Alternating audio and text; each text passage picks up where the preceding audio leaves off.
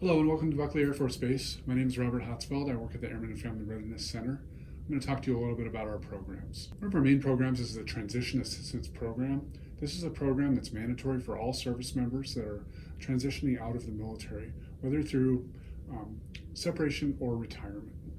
If you refer to our slides, you'll see the details on the timelines and requirements for this program. We're also the Installation Voting Office.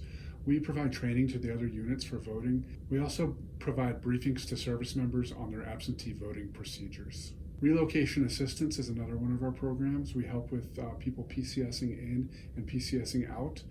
That is programs like PCS with Ease and the Newcomers brief, which we're doing right now. We also do a Commanders and First Sergeants orientation. That class is basically so the Commanders and First Sergeants can have a one-stop shop for all of their training once they arrive on base. We offer career focus workshops and classes and information for military spouses, as well as for service members that are separating from the military. So we help with job fairs and resumes and job opportunities. Also, spouse licensure and recertification. When a spouse PCS is in, if they were licensed or certified in another state, we can work with a spouse to provide them funds up to a certain limit to help them change their licensure over to their new area. Financial management is another big program that we have. We have certified financial counselors on staff that can help you with any of your financial needs. Military Relief Societies, we work in conjunction with the Air Force Aid Society as well as Army Emergency Relief and Navy Marine Corps Relief Society to help service members and retirees that are in financial need. You can refer to the slides for the program details. The Personal Work-Life Program is a program that provides many classes that helps service members and their families through personal and work-life issues. Another big part of this program is the Key Spouse Program. Our office trains and assists key spouses in their jobs within their units to help other spouses know what's going on within their units. The Readiness Program is an important program. We have a Readiness NCO that is on staff that provides assistance to deploying members, both pre-deployment, while they're on deployment, post-deployment, reintegration. They also do Hearts of Parts events for deployed spouses and families. A few of our additional programs are the Air Force Wounded Warrior Coordinator, the Casualty Assistance Officer, the Emergency Family Assistance Center, the Exceptional Family Member Program, Information and Referrals, and our Volunteer Program. For information on any of these programs, please feel free to contact us or refer to the slides. Thanks, and feel free to contact us at 720-847-6681 with any questions you may have. Thanks, and welcome to Buckley. Hello, my name is Robert. I work with the Airmen and Family Readiness Center. I want to tell you about one of our programs called the MFLAC program, or Military Family Life Counselor. This is a program where licensed mental health professionals, a master's or PhD level, can provide services to service members and their families for any issues that are going on throughout their lives. This is a confidential and private program where no records are kept. The only thing that an MFLAC would have to report is anything that is considered duty to warn, meaning any threats to health or safety. If you have any questions about this program, please contact one of our MFLACs. Their information is located on the slides attached. Thanks for your time. Have a great day. Hi, it's Robert again. I'm here to talk to you about our Force Support Squadron facilities. Buckley Air Force Base is a unique base in that it is smaller than most bases and doesn't have some of the amenities that other bases have, such as a movie theater or a gym. But what we do have is top-notch, and I'm going to talk to you a little bit about what we do offer on Buckley. First off, we have a great fitness center. It's open 24 hours and has all the amenities that any off-base fitness center would have. You can refer to the slides for more details on the fitness center. Also, we have our outdoor recreation. Our outdoor recreation center rents out equipment and also is the ITT office to help you plan trips and can assist with discounted tickets. We have 2 child development centers on base. Child development centers can see children from 6 weeks up to school-age program. And we also have a youth center that can see kids past that school-age program. These are great facilities. Between the child development centers and the youth center, there are 3 excellent facilities on base for children. The Force Support Squadron also offers additional programs such as family child care, which has trained individuals off base that can provide child care within their homes. Also, Give Parents a Break, which is an Air Force Aid funded program. This program gives parents a break for one night of free daycare. People can contact their unit leadership for more information on this program. Also, we do Parents Night Out, which is daycare for a night out for parents that only costs $5 an hour. Please refer to the slides for some websites specific to our military child care program. Our Rocky Mountain Lodge is a beautiful lodging that provides both family quarters and visiting quarters for service members that are PCSing in and out or are just visiting. Please refer to the slides for all the details. Our Panthers Den Community Center is a community center on base that provides breakfast, lunch, dinner, and has a bar for after-hours social events, as well as a meeting room for events such as commanders' calls, hails and farewells, and unit togetherness morale functions. You can follow us on 460fss.com, and we also have a magazine called the Orbiter Magazine. It's a great magazine that takes all the FSS functions and events and puts them together. It's offered monthly and can be picked up at locations all around base. Please contact 720-847-5278 with any questions. Thanks again and welcome to Buckley. Hello newcomers and welcome to Buckley Air Force Base. My name is Chaplain Campbell. I'm a reserve chaplain supporting the chapel here at Buckley. And I just want to take a few minutes to introduce you to what we offer here at Buckley from the chapel. So quickly, our staff, Chaplain Servance is our wing chaplain. We have some changes in the works. Chaplain Allen, our deputy, is actually on his way out. And then Sergeant O'Neill is the superintendent. Then we have Chaplain Barino, who's our Protestant chaplain. He and I are the two captain chaplains on staff at this time. And then as you can see, we also have some reservists that support when they come to town. And then we also have Sergeant Cobb and Sergeant Plumley, who are our religious affairs airmen.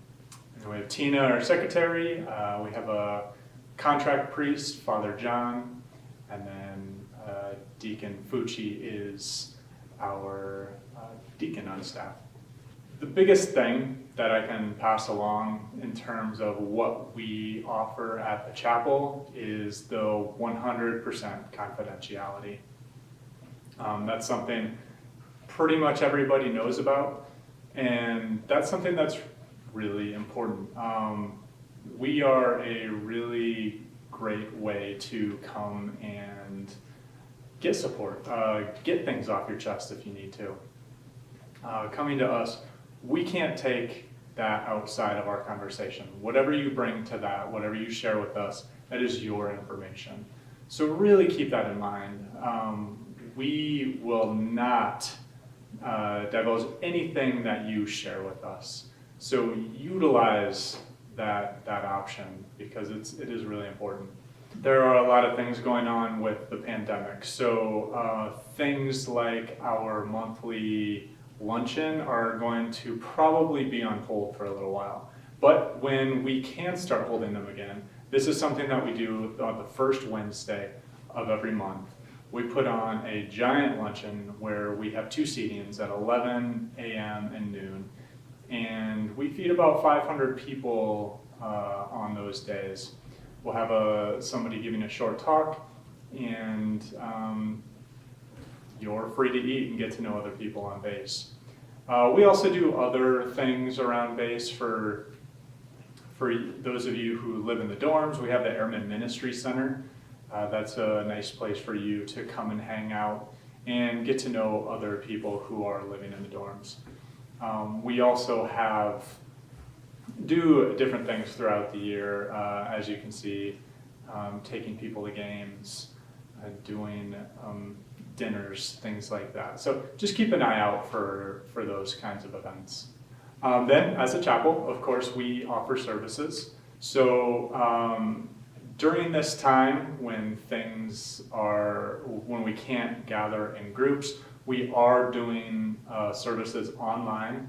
So Catholic Mass is still on Sundays, and I believe they're live streaming that on Facebook. When we come back, Father John will also be doing services throughout the week. So then our Protestant service, this is with the one and only Chaplain Barino. If you have not met him yet or heard about him yet, you will. He is very energetic. He's really passionate about the work that he does.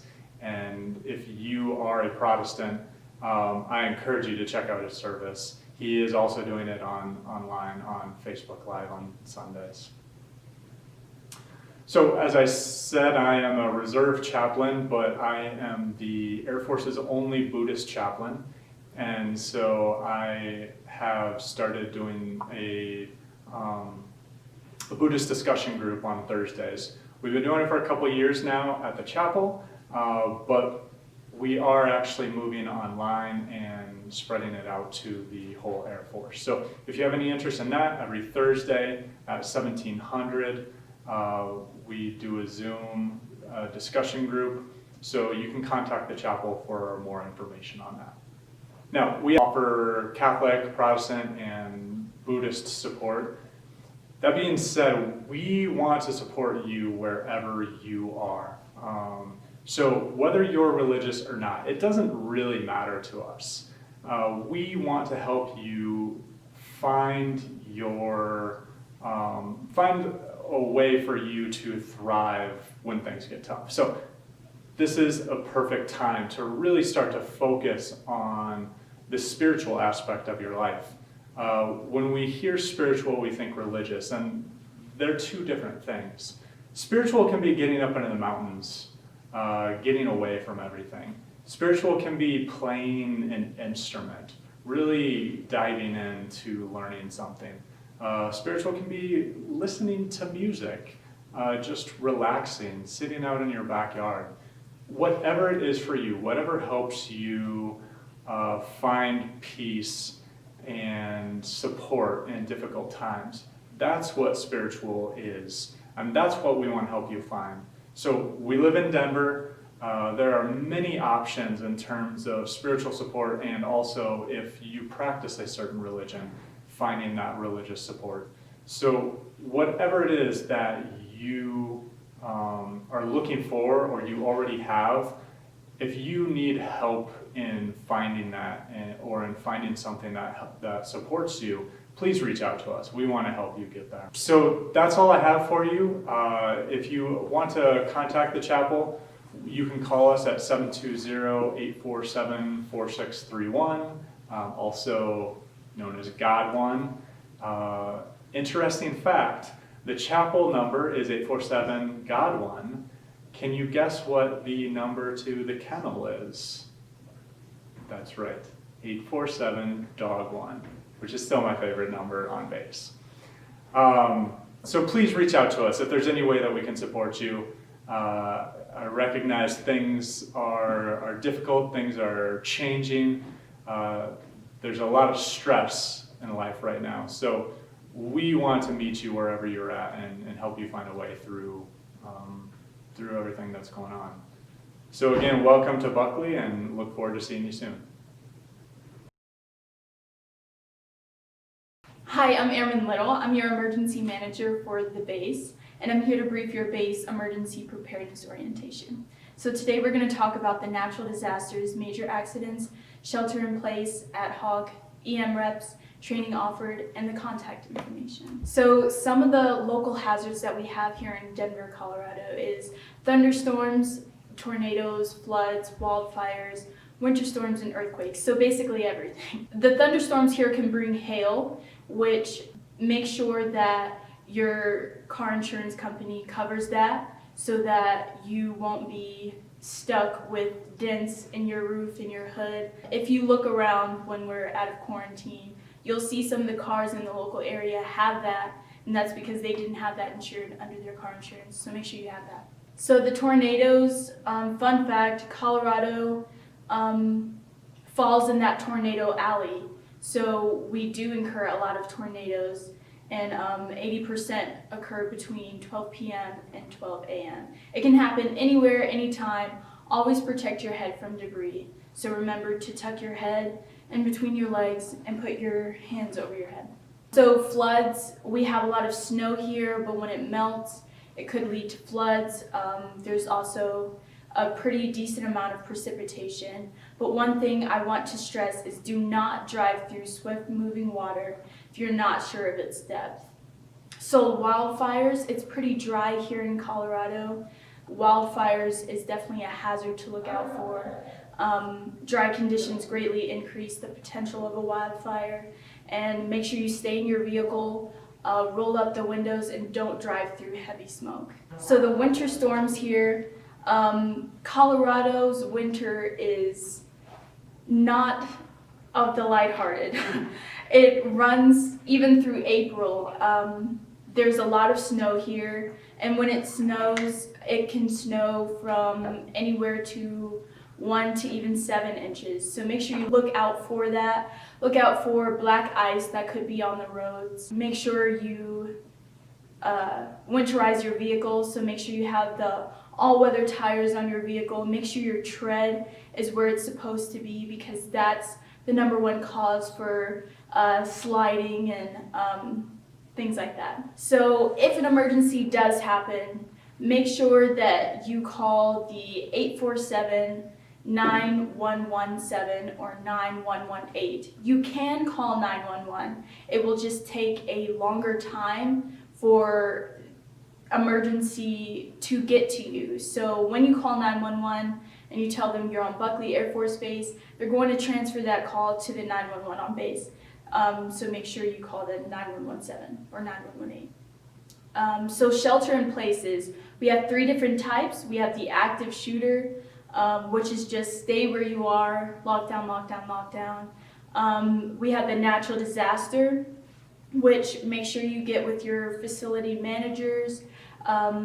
Your tornado natural disaster could be somewhere in the stairwells. There's also signs posted, so make sure you know where that is before the contingency happens, so you'll get there as fast as possible.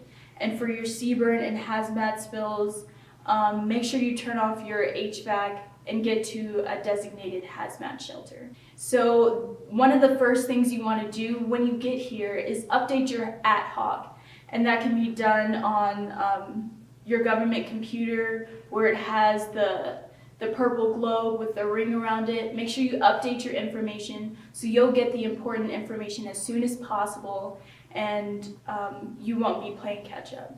So an EM representative, you want to get with your unit EM rep. Every unit has one, and they're just going to brief you more so in depth on where your shelter in place locations are, what the procedures are, and emergency evacuation routes, rally points, and useful EM contact numbers.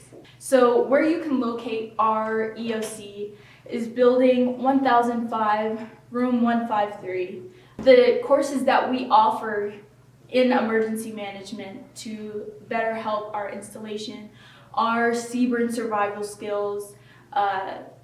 We also offer the Unit Control Center, Emergency Operations Center, and EM representative training courses. Thank you for listening, and please contact our office if you have any questions. Again, my name is Airman Little. My DSN is 847-6732. Hello everybody, welcome to Buckley Air Force Base. My name is Matt Christensen. I work in base civil engineering, and today I'm here to talk to you about environmental management. So environmental management, EMS, is the overall umbrella of all the environmental programs. It's there to identify how your job can have an impact on the environment, whether that's recycling, hazmat, storage, hazardous waste use, water discharge, air emissions, and natural resources. So due to these potential impacts, Buckley Air Force Base has developed an environmental policy that all newcomers should become familiar with. So what are our goals here? Our goals are to maintain partnership with the local community. We have good relations with Aurora, so we want to keep it that way. We want to meet aggressive goals for improvement, embrace pollution prevention, sustain compliance, and most importantly, we want to exceed expectations. So here, let's start with recycling. So here at Buckley Air Force Base, we use single stream recycling, so there's no need to sort. You should have marked containers at your buildings. If you do not, let us know and we'll ensure that you guys have recycling containers. We also have an alternate single stream location over by the POB resale lot. This is home to all Buckley Air Force Base personnel. The only thing we ask is you don't dump trash, just recycling only.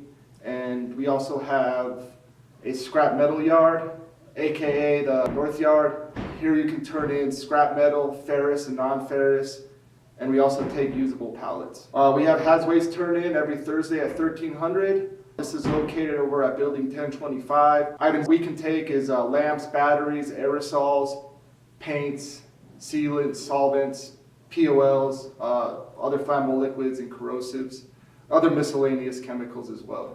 Water quality. So here at Buckley Air Force Base, or actually in Colorado as a whole, we're a headwater state. So we supply water to 18 different states and even part of Mexico.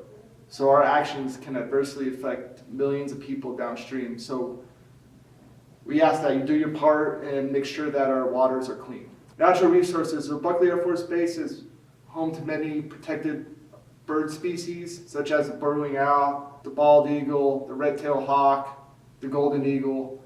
You'll see them around base frequently. We just ask that you stay away from them, and if you do see them, let us know because they become a bash hazard. So we just want to ensure that these species are not affected. So air emissions. So if you operate a vehicle more than 60 days a year on the installation, you are required to furnish proof of an emissions test. That is a state requirement. You have to document these requirements in e-cards. It's our self-certifying system that's found through the portal. There are some exemptions to the emissions test. The number one is gasoline vehicles 7 years old or newer don't require an emissions. However, you are still required to fill in a registration form in e-cars. So just keep that in mind. Please refer to the slides for air emissions and testing locations. Thanks again for your time, and please contact Environmental if you have any questions. Hello, I'm Lieutenant Colonel Matthew Collins, the 460 Space Wing Inspector General. I'm here today to talk to you about the Complaints Resolution Program and the Inspection and Exercise Program for Buckley Air Force Base. So first and foremost, welcome to the installation, and I hope that you and your family are doing well, and look forward to seeing you in person soon. For Buckley Air Force Base, one of the most noticeable aspects of the inspection program is our inspection and exercise process. For most of the members of Buckley Air Force Base, you'll notice this through the exercises that we conduct periodically throughout the base. Additionally, when we come in and conduct inspections for each of your units. For you as a new member of Buckley Air Force Base, hopefully this impact will be minimal, but what you can expect is that you will be asked to be a participant of each of these events.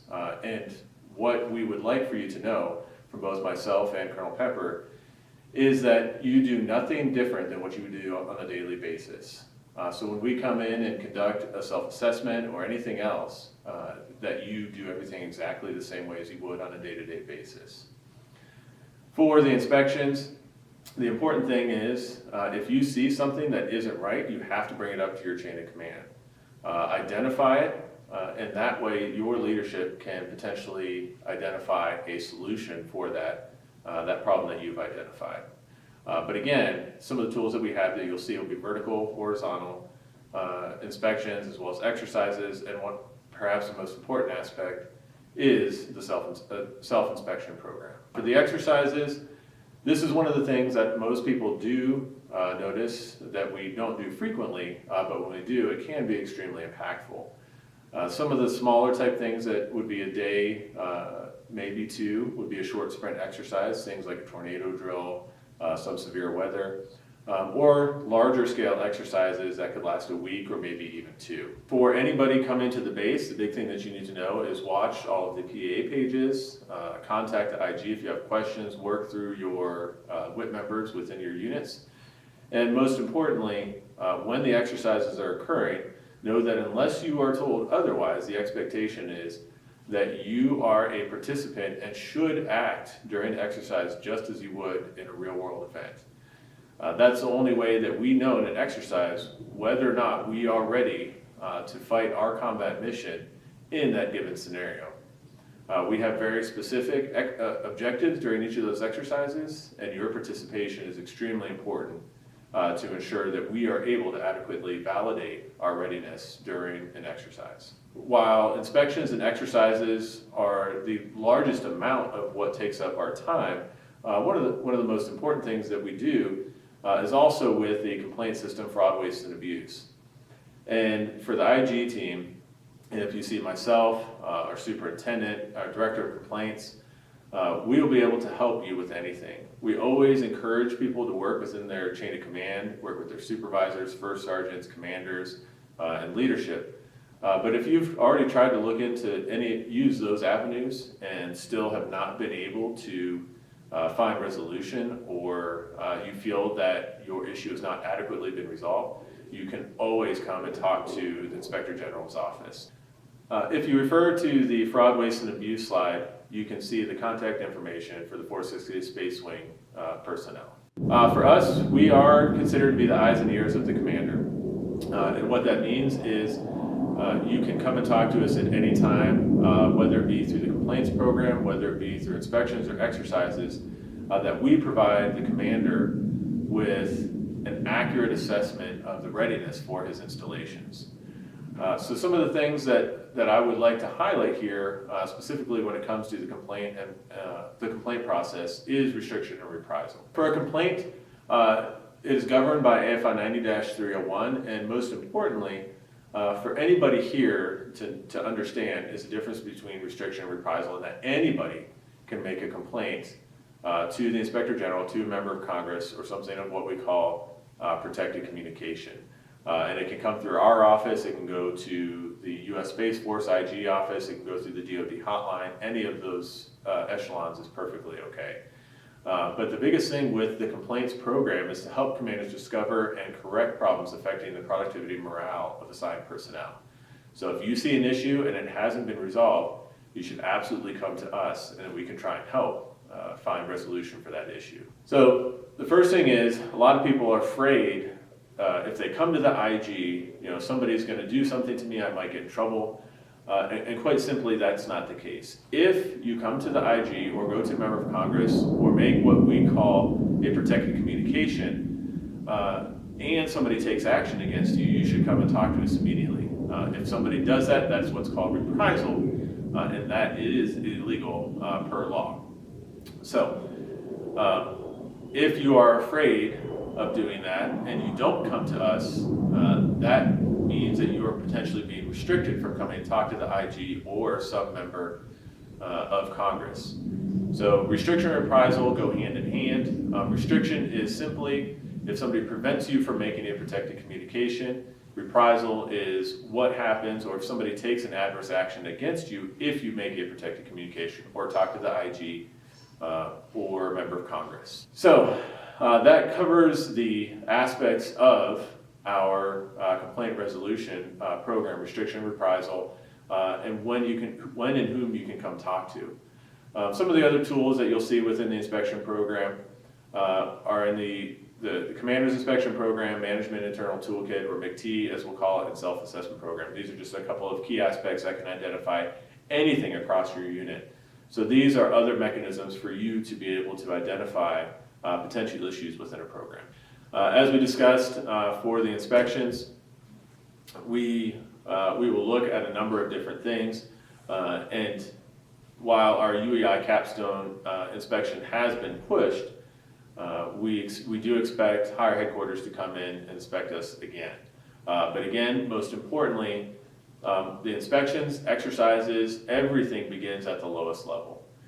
So each individual person coming to Buckley Air Force Base will be the first layer of defense in notifying us and ensuring that Colonel Pepper, that your squadron leadership, group leadership, everybody understands what is happening, and if there's any deficiencies, how they can correct that problem. And if you feel that there's not being it's not being addressed, you can always come talk to the IG. So again, Lieutenant Colonel Matthew Collins of the 460th Inspector General. Master Sergeant Paul Sleeper is our superintendent. And please, you can contact us at any time. We're located over at the headquarters building in 1030. If we are not in the office, you can still contact any of the numbers listed on the slide at any time, and we will get back to you as soon as possible. Thank you again very much. Look forward to seeing you on Buckley Air Force Base. Welcome to the team.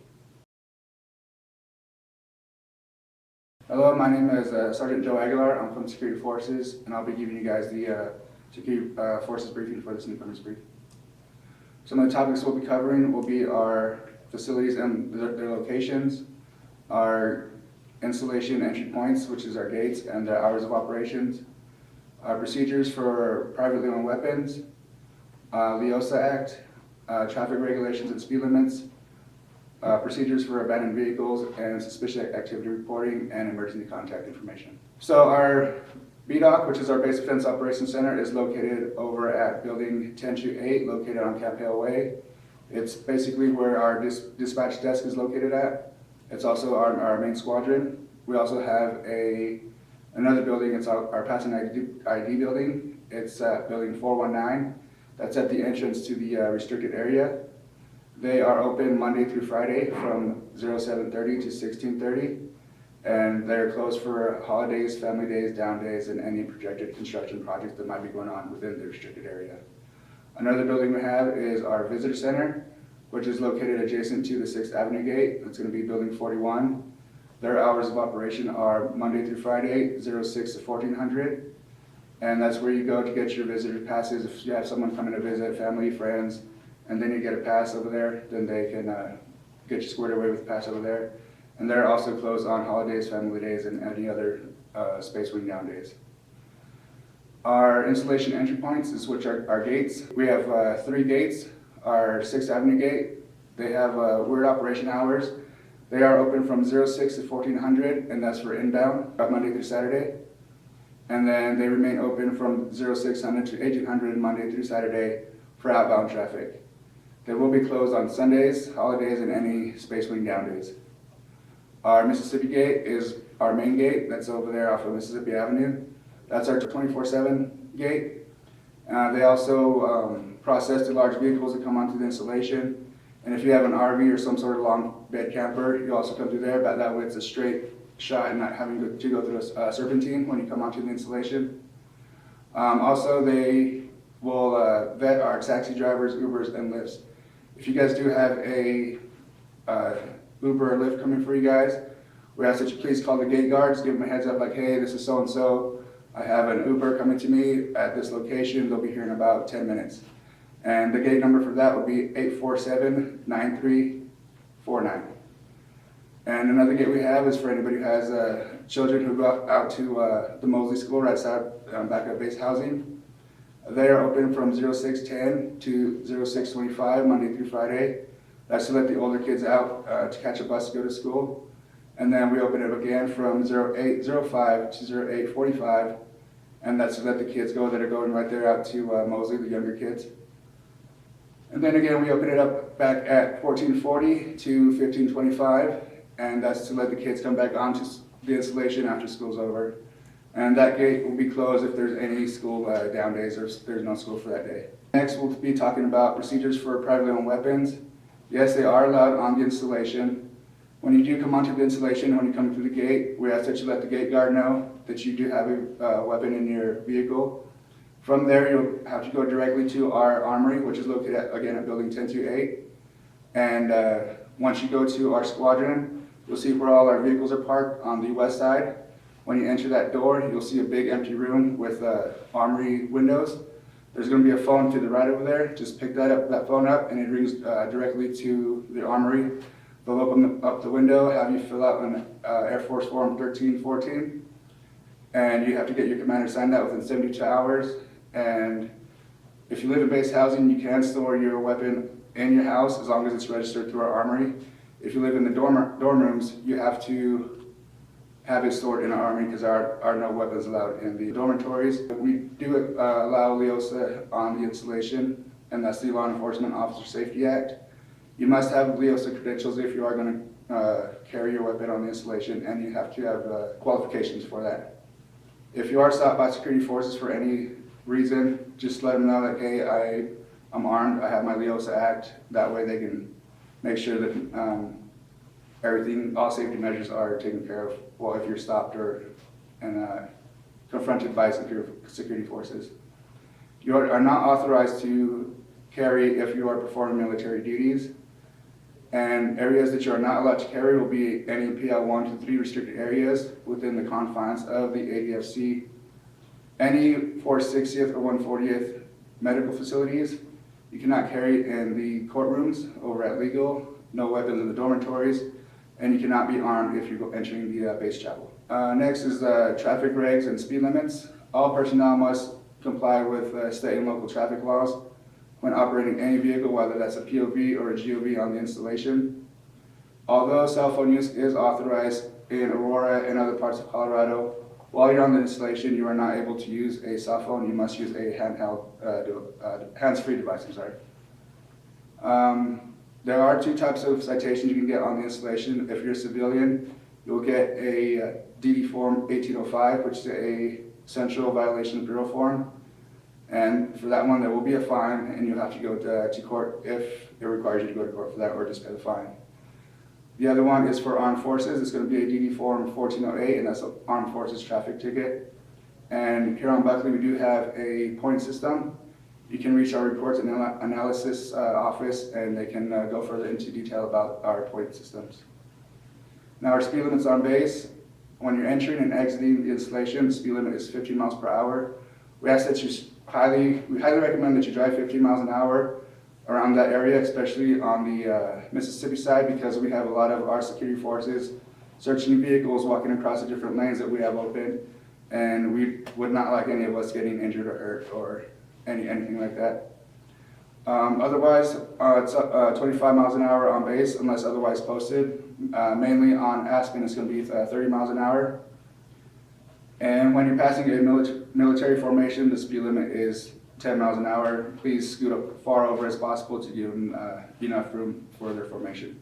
And in base housing, all over the base housing area, the speed limit is 15 miles an hour. Abandoned vehicle procedures. We kind of have quite a bit issues every time with abandoned vehicles. Basically, an abandoned vehicle is an unattended private vehicle that's been left there for numerous days. Signs of an abandoned vehicle would be excess dirt, spider webs, flat tires. If there's a lot of snow buildup and it hasn't been removed, then if we notice it, we'll go out there. We'll put a DD Form 2504, which is abandoned vehicle notice, on your windshield with a 1408 traffic citation. We'll annotate it in our blotter, and you will have 3 days to move it. Now, if you are going to be deploying or going TDY for a short period of time, and you do need to leave your vehicle on the installation, just make a note, give it to your chain of command, your supervisor, give it to a wingman, and put it on your window that, hey, if any issues with this vehicle, contact so-and-so at this number, and just post that on your driver's side door or on your windshield. That way we know that that vehicle's there and somebody is watching over it for you. Next is our suspicious activity reporting and our emergency contact information. Again, our BDOC, Base Defense Operations Center. That number is going to be 847-9930. And if you're calling from a commercial line, you can call 720-847-9250. Our Crime Stop line is used for anonymous crime reporting, and that's going to be 847-7770. Again, if you're calling from a commercial line, it'll be 720-847-7770.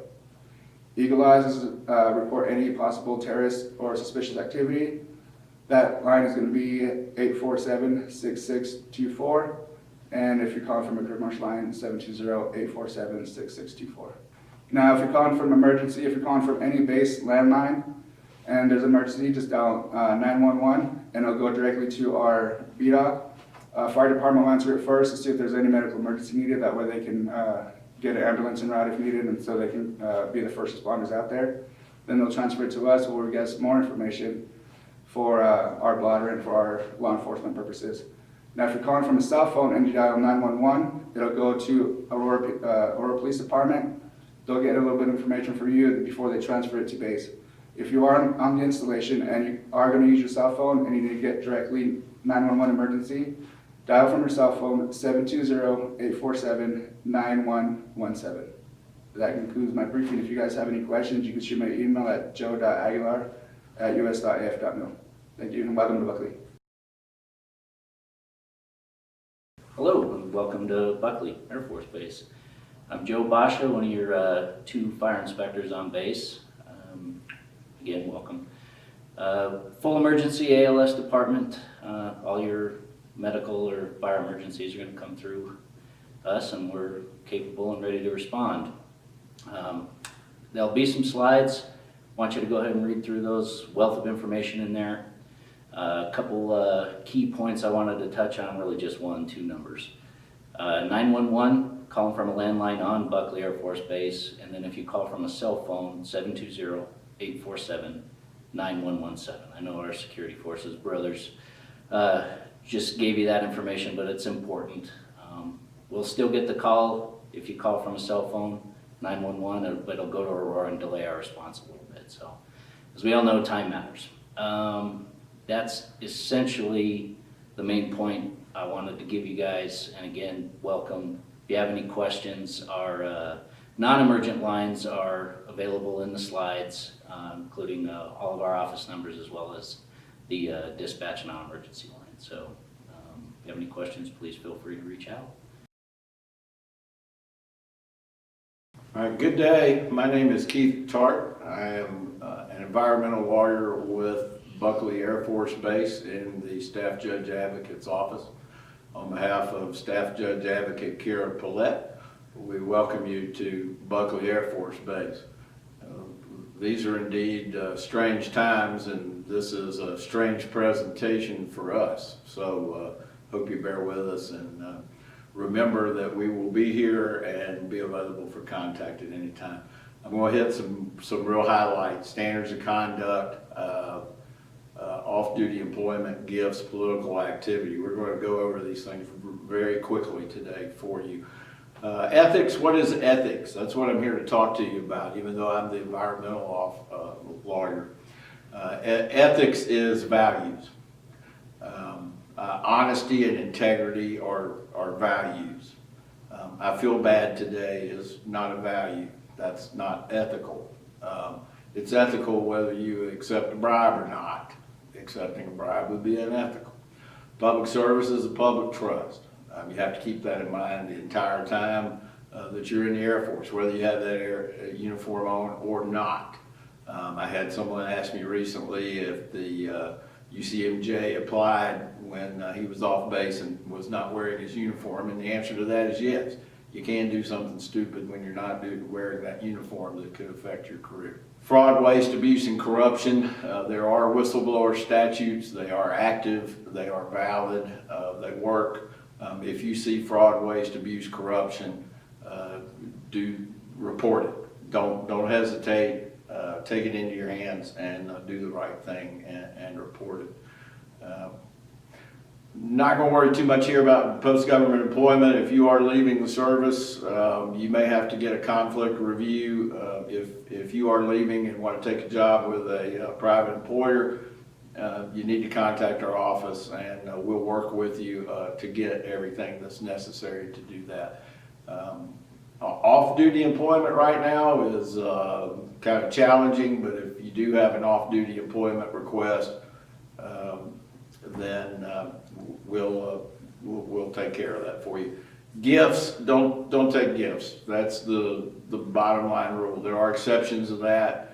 Never take cash from anyone. Don't take a gift card. A gift card is the same as cash. So if somebody offers you a $10 gift card for something well done, politely refuse it and know that you can't take that. Be aware of all the restrictions. There are, as I said, exceptions for parties, retirement ceremonies, things like that.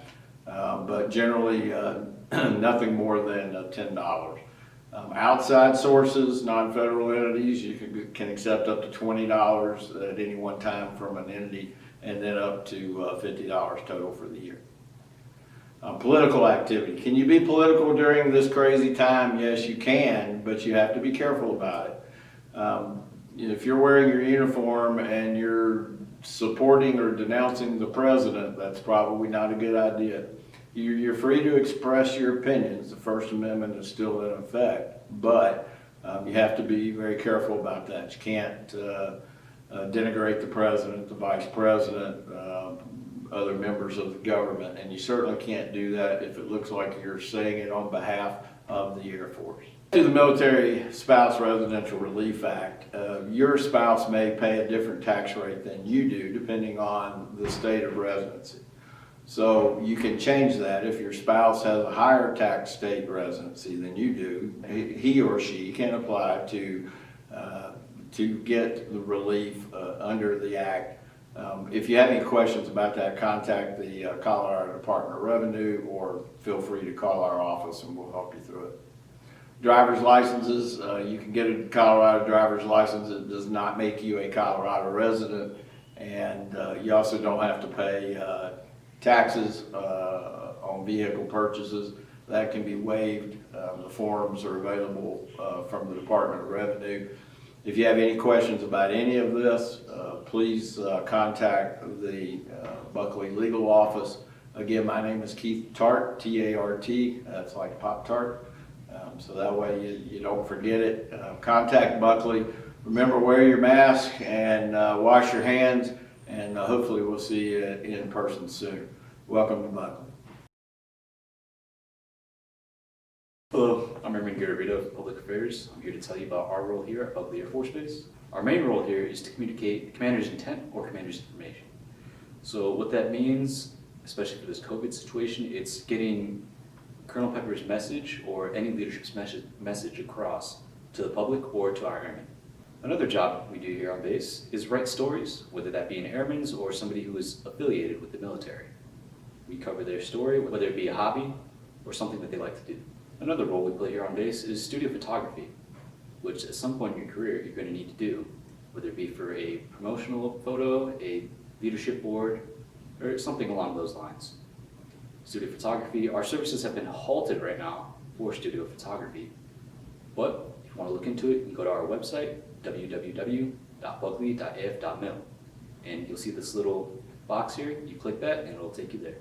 Where we're located at, we're located right across Panthers Den in the Communications Squadron building, or right across CDC. We also cover social media here at Buckley Air Force Base. And one of the main avenues that we get information across is through our Facebook page. And if you're looking for any updates regarding the COVID-19 situation or any questions regarding it, please refer to that or our website, www.buckley.af.mil. We also have a Twitter or Instagram page. You can go give that a follow too. One way to contact us is through our workflow email, 460sw.pa.wf@us.af.mil. Or another way to contact us, but due to the COVID-19 situation, we are in office, but this is our office number, 720-847-9226. Again, we're located right across Panthers Den in building 730, room 120. If media ever contacts you, please reach out to our public affairs office. We'll help you take care of that and make sure you're properly briefed to handle that situation. Please be mindful of OPSEC on social media. We don't want any airmen to be hindered by anything they say on social media. Please be aware of what you say. And we don't want to compromise the security and integrity of the Air Force. Once again, I hope you have a wonderful time here at Buckley Air Force Base. It's a great base, and if you have any questions, please reach out to the Public Affairs Office. We'll be happy to help you. Welcome to your Sexual Assault Prevention and Response SAPR Newcomers Brief. My name is Christine Sayona. I am the Sexual Assault Prevention and Response Victim Advocate for Buckley Air Force Base. I work for Ms. Peggy Moore McCoy, who is the Sexual Assault Response Coordinator. So she's the SARC for Buckley Air Force Base. So what I want to talk about are some key points, some stuff that is different here at Buckley. Our main priority is to provide response for survivors, but we also educate and train all of the military and civilian members on the installation, promoting an environment that fosters a culture of dignity and respect. And our main goal is we want more survivors to come forward and report. These are the services we provide. You can always refer back to these slides if you have any questions. We are 24/7, 365. Something that's unique with the Buckley SAPR program that is we belong to what is called the Joint Services Sexual Assault Response Team. And what that entails is we also have a 140th SARC and we have a Joint Forces Headquarters Colorado National Guard SARC that's in Centennial. So we are a team, and what that means is that we all carry the 24/7 phone number. We can all respond to whoever calls that phone. We're all certified the same way, and we can provide initial response no matter who the person is that's calling or what military they're affiliated with. The services we provide are also listed on the PowerPoint slide. Who we serve anyone that is affiliated to Buckley Air Force Base or the military that's over the age of 18. We also can service our foreign military that are here on Buckley, and we cover the Northern Front Range. So we go all the way to Boulder with the AFB students and the ROTC students, to Greeley, pretty much to where Fort Collins is, and all the way down to about Castle Rock. All right, there are two types of reporting options, restricted report and unrestricted reporting. The biggest thing is with restricted is that limited people know. Who will know is the SARC, the SAPR VA, which is me, maybe medical, and a volunteer victim advocate. Those are the only 4 people that can know of the restricted report. The limitations of a restricted report is that you can't get an expedited transfer, so you can't be separated from the alleged perpetrator. You can't get a military protective order or a civilian protective order because your command doesn't know. An unrestricted report, the command does know, and so you can get all those options available to you. So the expedited transfer, the military protective order, all those come with an unrestricted report. And these are all listed again on the PowerPoint slide. The thing with unrestricted, once you go unrestricted, you can never go restricted.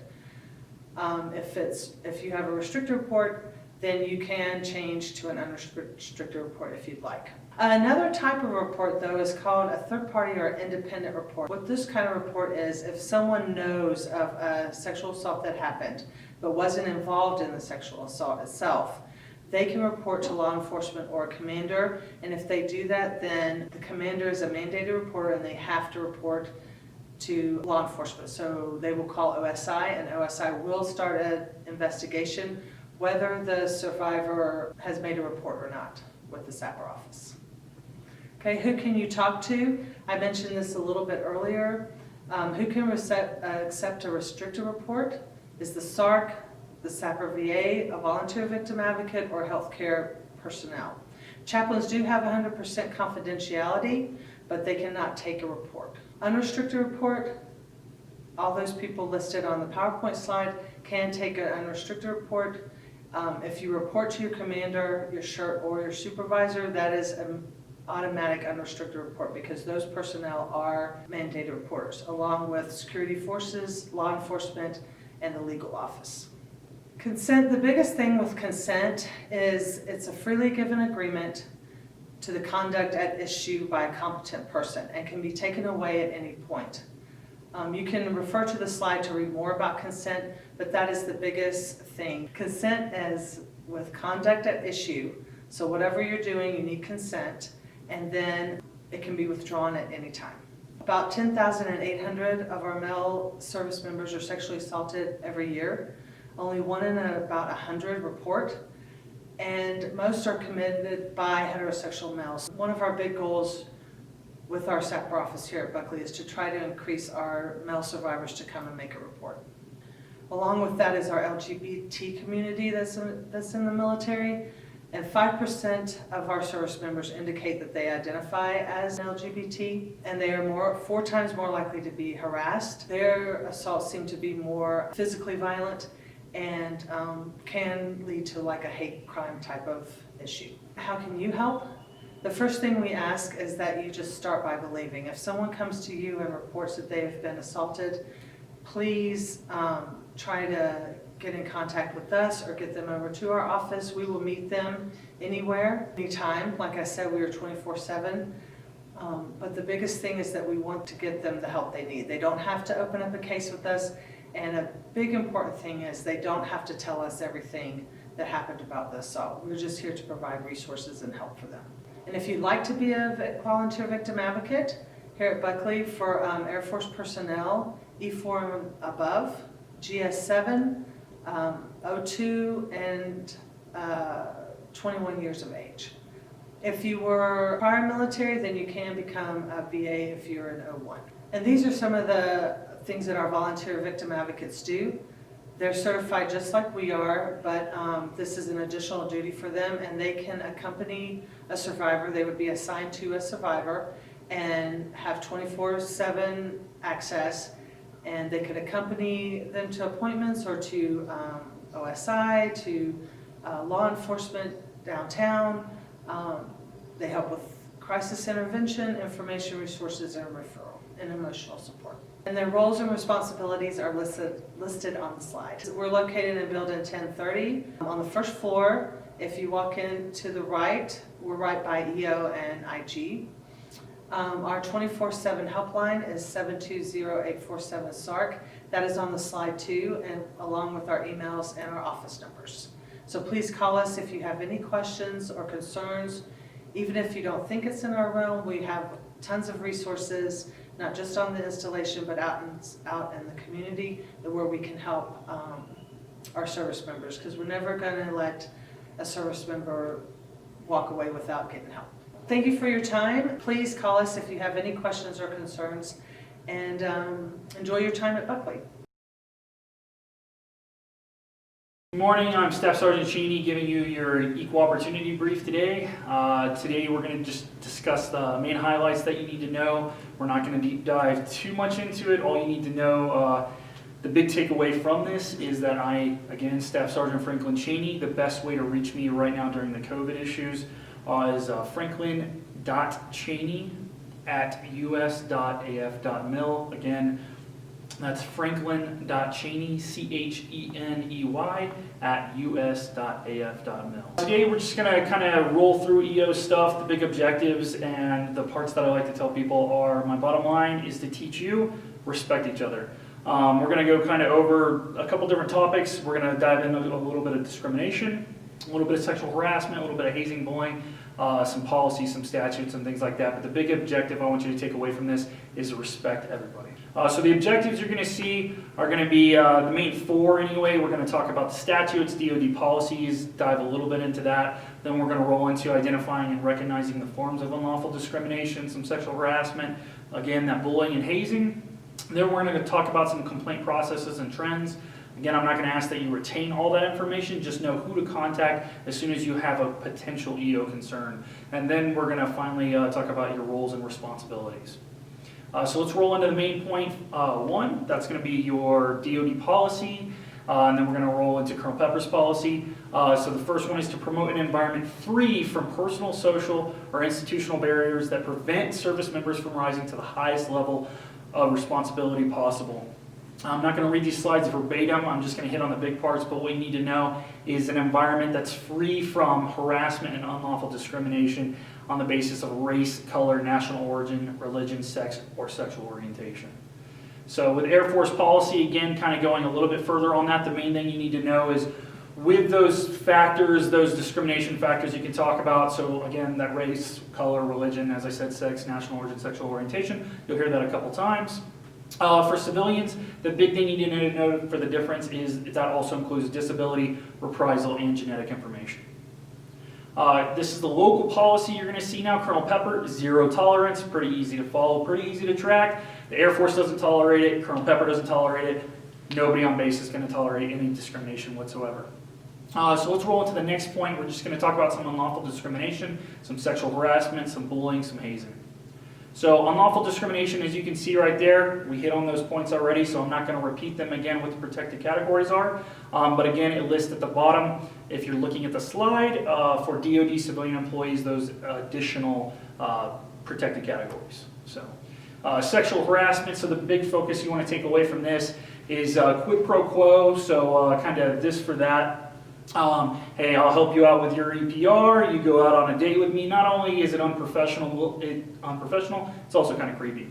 The other big one is if it creates some sort of hostile environment. Now, a lot of people are like, well, does it have to be work? The definition now is hostile environment in general. So that's the big thing you needed to know. If it's interfering with their work life, if it's intimidating in any sort of way, it falls under that category. Now, as we look at the sexual harassment examples, I'm just going to hit one on a few of these. So verbal, cat calls, whistles, things of that nature, repeatedly asking somebody on a date. Again, creepy stuff. Let's keep it out of the Air Force. Let's keep it off of Buckley. Physical, the big one I want to hit on is cornering. Maybe you're blocking the path of somebody and you think that's normal and friendly. That's not. It's, again, another creepy factor, but it's a physical form of sexual harassment. And the big one on nonverbal that I always hit on is suggestive gestures, staring. Now, I'm not saying if you look at somebody and then that's it, that's sexual harassment. I'm saying if you're repeatedly staring at somebody and it's occurring over and over again and they talk to somebody, that can be deemed sexual harassment. So you want to avoid that. Now, rolling into bullying, the big thing on this is with a nexus to military service. If you're getting, I say this all the time, if you're getting paperwork because you were not doing your job, that is not bullying. That is, you didn't do your job, so you're getting paperwork. Now, if there is with no such proper military governmental purpose whatsoever, the person is being singled out, maybe for even reasons is they're different or they're weak for any reasons, then now we're looking at bullying. I would like to say that bullying and hazing, because I'll roll into hazing in a little bit, are not issues. However, they are bigger and they're getting looked at in the Air Force, and frankly, Buckley doesn't have time for it. That also includes social media, and I'm going to say that again on hazing. If you're bullying people on social media and that gets discovered, that's still bullying. So next we're going to roll into some hazing. So this is a form of harassment. If you want to think about hazing and bullying, bullying is really to keep people out. Hazing is really to keep people in. A good example of hazing I like to talk about with people is tacking on. It used to be okay, used to be fine. What happened, here's a perfect example dealing with a case with a captain and lieutenant. They were getting their bars tacked on and the pin actually went through their flesh into the bone. So not okay, not welcome in the Air Force anymore, so let's keep it out. Again, without a proper purpose or it has a nexus to military service, it's a little different slightly than bullying. So next, just kind of look over the impacts. I want you to see that sexual harassment, bullying, hazing has all had, because it's not okay. It's not okay in the Air Force. This can lead to medical problems, lowered productivity in the unit, lack of communication. It's not good. You want a cohesive unit. That's what you're here at Buckley to do. Be professional, do the mission. So next we're going to roll into main point 3 of 4. This is your EO complaints and trends. You're going to see a lot of timelines, a lot of dates as you're looking through these slides, a lot of information. Again, I do not expect you to retain and remember all of this information. What I do expect of you is to contact me if you think you even have a slight EO issue or concern. The biggest thing on this I need you to know is military complaints for informal. The complainant chooses the avenues for resolution. They can resolve the complaint on their own, they can use the chain of command, but that doesn't mean that you can't talk to the EO office. If you want to talk to the EO office but you still want to use these avenues, that is on you to use. There's also ADR, just to hit lightly on that one, that's just alternative dispute resolution, and all that means is if you want to come to the table and maybe with a supervisor, coworker you're not getting along with and both parties agree, it's essentially like counseling where a party can be present. Next, for formal, EO office essentially will conduct a clarification, interview witnesses, alleged offenders. It's like slightly like an investigation, but not quite OSI or security forces. It still has to get routed through JA, and it is a preponderance of evidence, which only means more than less. So for civilian complaints, the big thing you need to know on this is we conduct a limited fact-finding inquiry, and we attempt again to resolve the complaint based on the remedies. And we will ask those remedies, what are you looking to gain from this? What are you looking to get from this? For formal, for civilian complaints, I do like to hit on this note, if you're looking at the slide, that the processing, not on our end, but the overall processing, depending on how high it goes and whatnot, it can take anywhere from 1 to 5 years. So please keep that in mind. We always try to solve things at the lowest possible level, if possible. For the timeline requirements, the big thing you need to see on this one is if you are military and you're filing an informal complaint, there is no timeline when you can come and contact us. However, if down the line you want that informal complaint to become a formal complaint, you have to contact the EO office within 60 days of when you knew the alleged incident occurred. Now for civilians, that timeline is different. It's 45 calendar days. Again, not expecting you to remember those days. I expect you to remember who I am, Staff Sergeant Franklin Cheney, and how to contact me. EO trend data, you'll see, now this needs to be a little updated, but for military, for the most part, you'll see sexual harassment, disparaging terms, some race discrimination. These have not been so much of an issue at Buckley. It's just what the trend has been overall with EO. For civilians, you'll see a little bit more with hostile work environment, some sexual harassment, racial slurs. Again, not common, too much on Buckley recently. The next two slides, they just talk about prohibited activities with hate groups. These hate groups within a 30-minute radius. Buckley has had no issues, knock on wood, and I'll do that after this video. We have not had any issues whatsoever with these hate groups, but it is something that we track and we do kind of keep noted for. So that is good to know that Buckley has had no issues with them. And then just some more guidance on that. Again, I have to say, well, not again, but that is not a DoD-sponsored website, Poverty Law Center, that we use. However, the DoD works closely with that. So, and then moving on to our final point, which is your roles and responsibilities with the EO career field. It is your personal responsibility to set a positive example. I love this one, on and off duty. When are you off duty? So much feedback. That's right, the people in the back. You're never off duty. All right, so you need to set that positive example. I mean it even on social media. If you got stuff on social media you think, oh, that might be pushing some things that I've been saying, you might want to just go ahead and delete that now, because your life is not that private anymore once you're in the military. Also ask that you confront inappropriate behavior. Now I'm not saying if you see somebody being inappropriate, you tackle them to the ground or anything like that. Obviously you need to be the appropriate response. If you're hearing certain disparaging terms or anything, yeah, you may want to talk to the supervisor, the first sergeant, or even the commander. But my thing with that, my takeaway that I want you to really understand with this is to ask them, hey, do you know the way that may be perceived, maybe the way you're saying things, clarify that perception versus fact. That does not mean because they said one small thing that they may not have even understood. It really depends on their socialization. Also utilize your chain of command. Notify within those specified timelines. Again, if you don't remember any of this, contact me. The closing thoughts on this, our most precious resource is our people. Super easy. The way you want to act, if you think it's inappropriate, keep it to yourself, keep it at home, keep it in your private place where nobody else can hear you. Without that, respect everybody. Be professional. Super easy. Again, I'm Staff Sergeant Cheney, EO office. If you need to contact me, that is franklin.cheney@us.af.mil. Thank you. Hi, I'm Cia Amy Richardson from the 460th Medical Group, And I'm Brenda McKean from the 460th Medical Group. and we're here to do your Newcomers briefing. Because of COVID-19, the Med Group is looking a little different, but we still have some of the same first steps. Step 1, make sure you and your family are enrolled in TRICARE West. You can do that by calling TRICARE at 844-866-9378 or going online to tricare-west.com. And you can find the phone number and the email or website on the slides. If you joined before 2015, you have a physical record, and you want to make sure that physical record arrives at Buckley. What you want to do is go ahead and reach out to 720-847-9355, option 3, and leave a voicemail with your name, your last base, and a callback number so that we can reach out to you and ensure that your records reach Buckley. Please remember that Buckley is a small base and it is not available 24/7. So if you feel as though it's after hours and you have a threat to your life, limb, or eyesight, please visit the emergency room. And if you have a threat that you feel like is not emergency but you still want to get looked at, please refer to the urgent care clinic. As always, before you receive care on the outside of the clinic, you have to have a referral.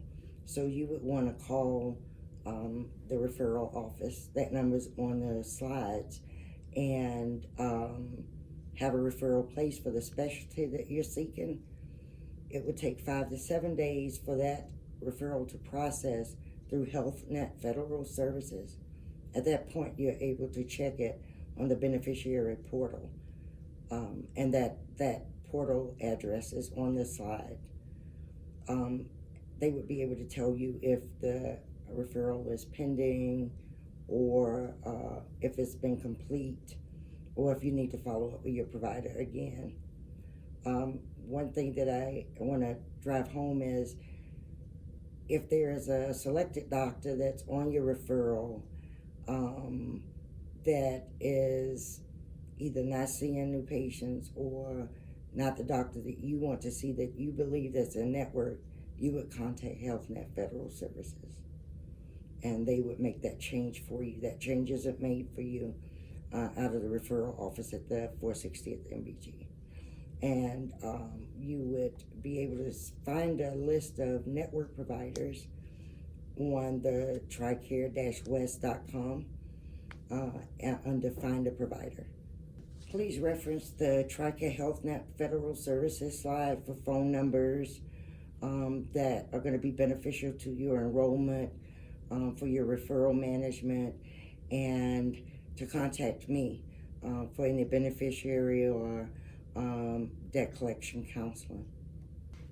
You want to make sure you sign up for TRICARE Online. So TRICARE Online and TRICARE West are two different sites. TRICARE West refers to the network outside of Buckley, and TRICARE Online refers to the network inside of Buckley. If you want to talk to your provider, but it's after hours, if you want to check your lab results, if you want to ask your pharmacist to renew your prescription, you can always go to TRICARE Online, sign in, and talk directly to your provider and their teams versus going through the appointment line. You have to leave a message for someone. Welcome to the Mile High City. I don't know if you noticed it, but the air out here is a lot thinner and there's a lot less oxygen. So your heart is working 10 to 20% faster and harder to make up for that. So you'll notice that you'll get tired really fast. Our best advice is to drink a lot of water so that you don't dehydrate, especially when you exercise, to get plenty of sleep, and to watch your alcohol consumption. If you're over 21, you'll notice that when you drink, you get a little intoxicated a little faster. So the blessing is you spend less money on beers, but make sure you drink up and watch out. And when you start working out, be kind and be patient with your body. You might not be able to do as good as you did down on sea level, but that's okay. When you work at it, you'll be even better. And when you get back down to sea level, you'll be even better than your friends. Make sure you check out the slides to see the prevention schedule, your prevention schedule timeline, and make sure you're keeping up with your breast cancer screening, your pap smears, and your well child.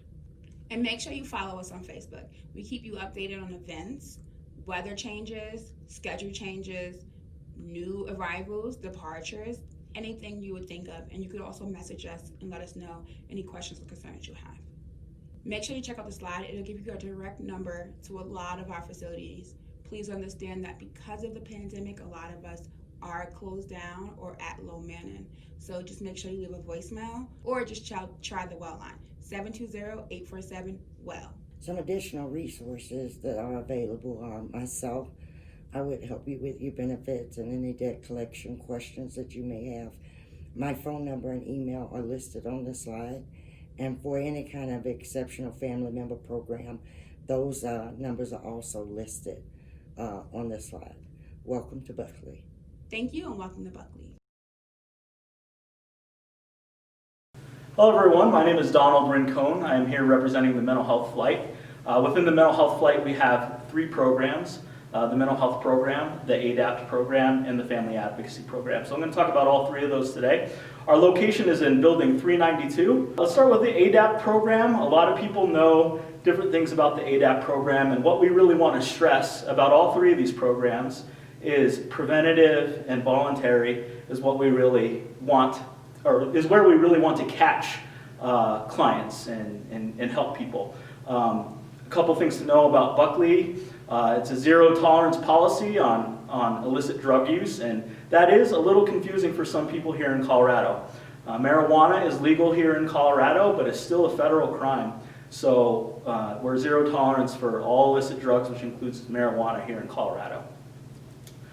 Also, self-identification, like I said earlier, is really where we want to catch people. If people are starting to notice they might have a problem with substances of any kind, it's in their best interest to give us a call and get some preventative work done. And sometimes it's only education on what drugs and alcohol are doing to your body. We also do services that are not voluntary, which often includes command referrals, which is when the commander or someone along the supervisory chain notices issues with an airman and wants to get them in for an evaluation. We also do medical referrals. So if there were to be an injury that occurs or a domestic violence incident that occurs because of substance abuse, that would be considered a medical referral, and that's an automatic referral as well. So here in Colorado, the local laws are .08 for a DUI. So that's all around Colorado. So there's little known that .05 to .08 is a driving while ability impaired. So you can still be ticketed for that and still have consequences for that. But here on base, it's good to know that the legal limit is .05. That's here on Buckley, .05. And if you know alcohol well, or if you know how alcohol affects you well, it does not take a lot to be .05. So make sure you're finding designated drivers, you're using apps, taxis, different things like that, to make sure you're keeping yourself out of trouble. There's also Buckley Against Drunk Driving is a service that people need to utilize a lot more. That's 720-847-RIDE. That's 7433. Make sure you're using those programs for sure. Also, to talk about the mental health program here. Again, I want to stress that we prefer and need people to come in on preventative measures when they're voluntary and start to see issues kind of coming up for themselves. Please call, refer yourself, and we'll point you in the right direction. One thing to know during the pandemic is we're doing almost all of our work virtually right now. So you can call the appointment line, you can call the mental health line, which is in all of these slides, and we're going to point you in the right direction. But know that most of our work is all of our work is being done virtually right now.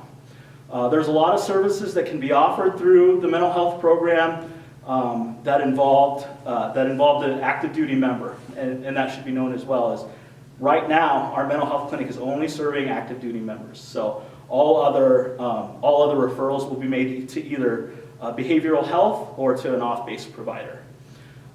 As far as emergency services, it's good for everyone to know as well that Buckley does not offer 24-hour care. Some bases do that have 24-hour medical clinics. We are not one of those clinics, so after hours we're relying on local hospitals, relying on law enforcement and 911. Also, there's a military crisis line that you can call. It's 1-800-273-8255. If you're having after hours emergencies, these are the numbers to call or to utilize 911. Please call those numbers and please reach out if it's after hours. Again, our hours for all clinics are 07:30 to 16:30, Monday through Friday. Also, the Family Advocacy Program, and this is the program that I'm involved with. We have kind of three phases to what we do in family advocacy. We have the outreach phase. This is kind of part of it. Is marketing our services and marketing the needs of our programs, training leadership, training the helping agencies around the base, and having special emphasis months. We have three major ones. We have Child Abuse Awareness Month, which is April. We have Teen Dating Violence Awareness Month, which is in February. And our big one is in November, which is Domestic Violence Awareness Month. So we do events all over base for that, and please look out for those events that we do. Again, with this program, prevention is what I really want to focus on. Is if people are starting to see issues within their family, relationship problems, marital problems, family problems, we're a great resource to give people services. We do individual counseling, marital counseling, family counseling on a preventative basis. Often we can get in there and help with some communication, family dynamics, and skills as far as that goes. The third part of what we offer is the maltreatment program, and it's what most people know us about. So anytime maltreatment, whether it's domestic violence, child abuse, sexual abuse within a relationship or marriage is reported on base, we're the program that's tasked with doing an assessment of the issue. So we go in, but we offer all those same services on that end. We offer marital counseling, individual counseling, and classes, which I'll talk about later. We also, here at Buckley, can do restricted reporting when it comes to domestic violence. That's not a lot of people know about that, but with the restricted reporting that we can offer, there has to be a few caveats in place there. If domestic violence has occurred in front of a child or children in the home, we cannot offer a restricted report. If the domestic violence has been reported to the command chain, and if they already know about it, we cannot do a restricted report. And also, if someone is in imminent danger of physical harm, we can also not offer a restricted report. The advantages to offering a restricted report is people that may not have gotten help or services because of domestic violence related issues, we can offer them services on a restricted reporting basis. So remember those 3 caveats there, they're part of the slides. Please refer to the slides for a lot of these things and call us with any questions as far as that goes. Now, with the Family Advocacy Program, we also do offer some classes and some programming that I really want to highlight here. We offer a Love and Logic parenting class that's done once a quarter. Really great, interactive, a lot of good discussion comes out of those classes, and let's face it, I think everyone at one time could probably use some help with parenting. Also, we offer new fathers class, new dads class, Dads 101. We offer that every quarter as well. And it's not just about basics. I think people know the program for learning how to change a diaper and car seat care and everything like that, but we also talk about supporting spouses in that, emotionally support, what to expect. A lot of good discussion comes from that. And the third piece is anger management class. We call it Keep It Cool. It's offered every Friday. When we're not virtual, it's offered at the chapel from 11 to 12. Right now, that class is being offered virtually every Friday, 10:30 to 11:30. If you have any interest in any of these programs, please call 720-847-6453 and we can point you in the right direction. Again, please refer to the slides, and we hope to hear from you soon. Thank you.